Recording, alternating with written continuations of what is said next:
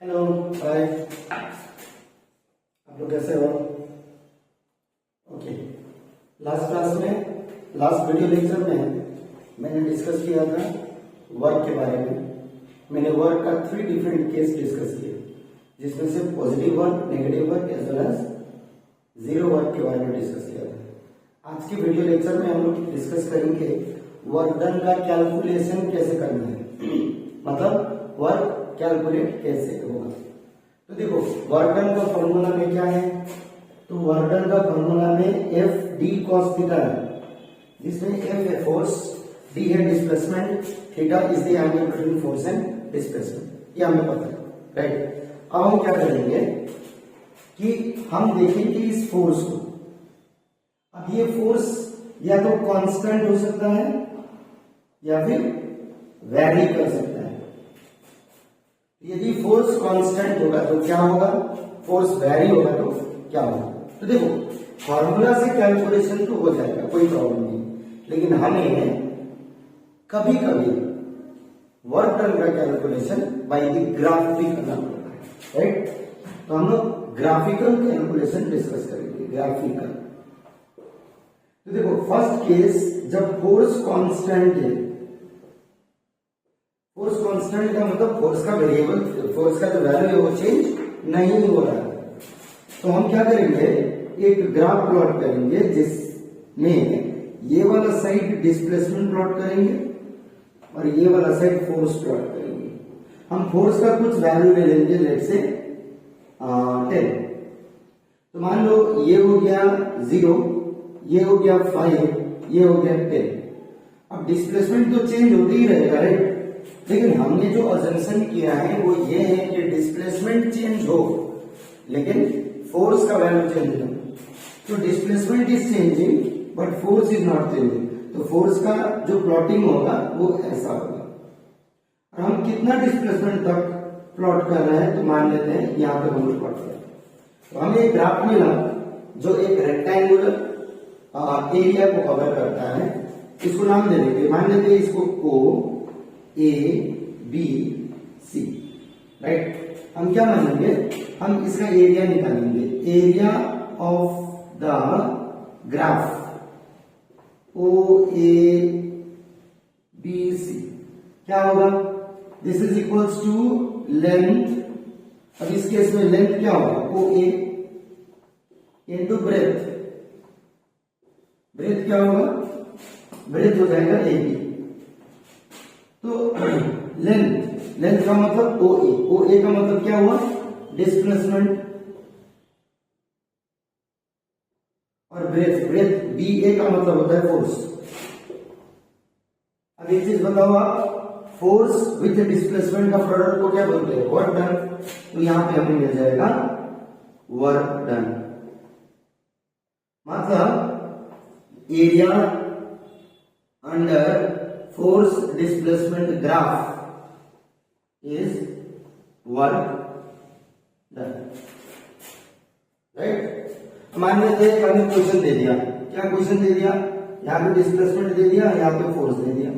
यहाँ पे displacement 5 units है, 10 यूनिट्स है, 15 यूनिट्स है, 20 यूनिट्स है, 4 से 5, 4 से 10। और ग्राफ कुछ ऐसा हो रहा है, मतलब 0 से लेकर 10 तक डिस्प्लेसमेंट तक फोर्स जो लगा था वो इतना लगा था। 10 to 15 फोर्स ऐसे, ग्राफ कुछ ऐसा हो गया, ऐसा। और 15 to 20 सॉरी, मैं तो कांस्टेंट का काम कर रहा हूं। 0 से लेके 20 तक फोर्स ऐसा हो जाएगा। रेक्टेंगल होगा, वर्क डन निकालने के लिए वर्क निकालेंगे, फोर्स इनटू डिस्प्लेसमेंट। फोर्स कितना है 10, डिस्प्लेसमेंट टोटल कितना है 20, तो ये हो जाएगा 200 जूल। ये हो गया वर्क, सिंपल। दूसरा केस हो सकता है calculation of work done when force is variable. यहाँ पे फोर्स का वैल्यू जो है वो वेरिएबल है। फोर्स क्या है, फोर्स वैरी कर रहा है। तो फोर्स वैरी करेगा तो हम लोग प्लॉट करेंगे इस साइड डिस्प्लेसमेंट तो इस साइड क्या फोर्स। और मान लेते हैं ग्राफ कुछ ऐसा मिला, हम देख सकते हैं कि फोर्स का वैल्यू इतना ज्यादा वैरी कर रहा है विद रिस्पेक्ट टू डिस्प्लेसमेंट कि बहुत ही डिफिकल्ट हो रहा है हमें कैलकुलेशन करने के लिए, क्योंकि हमें मेन चीज जो कैलकुलेट करना है वो क्या है, एरिया निकालना है ना। हमें एरिया अंडर ग्राफ निकालना है। अब एरिया अंडर ग्राफ तभी निकलेगा जब इस ग्राफ को, इस एरिया का हमें फॉर्मूला पता। अब ये एरिया ना रेक्टेंगल है ना स्क्वायर है ना ही नोन फिगर है, नॉन बाउंडेड रीजन है, इसीलिए इस अननोन बाउंडेड रीजन को सॉल्व करने के लिए हम कैलकुलस का मदद लेंगे। कैसे? ये पूरा डिस्प्लेसमेंट को हम डिवाइड कर देंगे छोटे छोटे डिस्प्लेसमेंट्स में। लाइक हम इसको बहुत ही पतला, बहुत ही छोटा डिस्प्लेसमेंट में इसको डिवाइड कर देंगे। ये डिस्प्लेसमेंट को हम नाम दे लेंगे dx। सपोज ये x है तो डिस्प्लेसमेंट हो जाएगा dx। dx क्या है? Very small displacement. अब सोचेंगे कि इतना ही स्मॉल डिस्प्लेसमेंट में फोर्स ऑलमोस्ट कांस्टेंट था, ये जो फोर्स था वो ऑलमोस्ट कांस्टेंट था, तो ये फोर्स को F ले लेंगे। अब ऐसे ही करके छोटे छोटे डिस्प्लेसमेंट के स्ट्रिप्स लेंगे, फोर्स लेंगे, स्ट्रिप्स लेंगे, फोर्स लेंगे, स्ट्रिप्स लेंगे, फोर्स लेंगे, तो सारे को ऐड कर देंगे। हमने क्या किया है, डिस्प्लेसमेंट को कंटिन्यूस इंटरवल में बांट दिया है, छोटे छोटे छोटे छोटे इंटरवल्स में बांट दिया। तो जब इसको छोटे छोटे इंटरवल्स में हम लोग बांट देंगे तो क्या होगा, यही होगा कि इसको हम डायरेक्ट ऐड न करके इंटीग्रेशन का हेल्प से ऐड कर सकते हैं।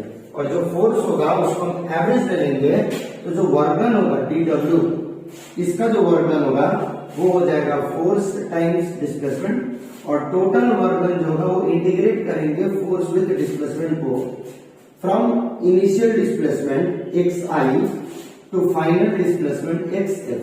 तो हमारा यूनिट मतलब लिमिट्स हो जाएगा xi से लेके xf तक, ये हो जाएगा हमारा फॉर्मूला। और यदि इंटरवल्स कंटिन्यूअस नहीं है तो हम समेशन का हेल्प लेके वर्क डन निकालेंगे, और वो निकालेंगे fi डेल्टा xi करके, जिसमें i starts from 1 ends to infinity. ये भी यूज कर सकते हैं। इसका एग्जांपल क्या होगा? एग्जांपल होगा कि मान लो इस तरफ डिस्प्लेसमेंट है, इस तरफ फोर्स है, राइट, और हमें कुछ ग्राफ ऐसा मिल गया। ये हो गया मान लो 20 यूनिट्स, 15, 10, 5। सपोज ये भी 5 है, ये है 15 और ये है 10। तो क्या करेंगे? वेरी सिंपल, हम लोग ये वाला मेथड यूज करेंगे, और ये वाला मेथड में पहले इसका एरिया निकालेंगे।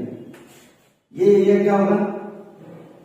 Area under the graph is total work, right. Total work हो जाएगा area of O A B C D E F G H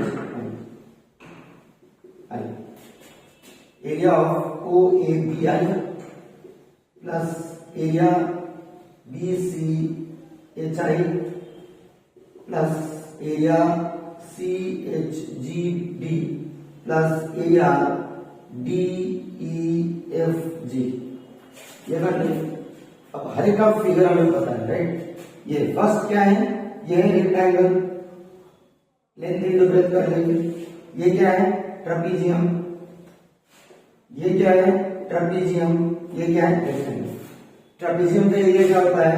half sum of parallel sides into distance between parallel side. कुछ ऐसा हो गया है, देखो कुछ ऐसा होगा। ये हो जाएगा work done is equal to area O A B I. O A B I rectangle है, ये हो जाएगा length into breadth. Length 5, breadth भी हो जाएगा 5। Length 5, breadth 5। ये ट्रेपीजियम हो जाएगा plus half sum of parallel sides. ये दोनों पैरेलल साइड्स है, बी सी बी आई और एच सी पैरेलल साइड्स है, बी आई का वैल्यू 5 और ये वैल्यू हो जाएगा 15 इंटू डिस्टेंस हो जाएगा 5 प्लस ये भी ट्रेपेजियम है, half sum of parallel side 15 plus 10 multiplied by distance 5 plus rectangle हो जाएगा length into breath 10 into 5 solve कर लेंगे 25 ये हो जाएगा 20 10 10 50 प्लस 25 125 by 2 that is 62.5 50 ये हो जाएगा 125 और 62 हो जाएगा 87 187.5 जूल। और यूनिट यदि नहीं दिया है, जैसे यहाँ पर यूनिट नहीं दिया है तो हम जूल नहीं लिखेंगे, क्या लिखेंगे units, right. This is how we calculate the value of work. तो आज के वीडियो लेक्चर में, शॉर्ट वीडियो लेक्चर में हमने डिस्कस किया वर्क डन का कैलकुलेशन कैसे होगा। नेक्स्ट वीडियो लेक्चर में जल्दी लेके आऊंगा और उसमें हम लोग डिस्कस करेंगे वर्क एनर्जी थ्योरम और एनर्जी का कॉन्सेप्ट को मैं लेके आऊंगा। Till then practice these questions, right. ऐसे टाइप के क्वेश्चंस हर एक बुक में मिल जाएगा, आप लोग इसको प्रैक्टिस कीजिए। कोई डाउट होता है तो प्लीज कमेंट कीजिए एंड प्लीज मेरे चैनल को शेयर सब्सक्राइब भी कर दीजिएगा। Thank you.